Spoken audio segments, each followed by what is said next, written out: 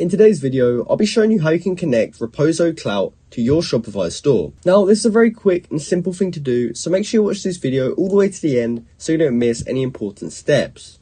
So in order to actually connect Roposo Clout to Shopify, the first thing we must do is actually open up our Shopify store. From there, we can go to the search bar at the top of the screen, and we can simply start typing Roposo Clout. When I start typing that, as you can see, the Roposo Clout dropshipping app pops up, and we just want to go ahead and click on that. Now, as you can see, this app isn't compatible with my store, and that's because I don't actually sell in these currencies. So in order for this to work, you will have to be selling in Indian rupees or US dollars. However, if this is available to install, all you have to do is go ahead and click install right here, and it will then be downloaded as a Shopify app onto your Shopify store.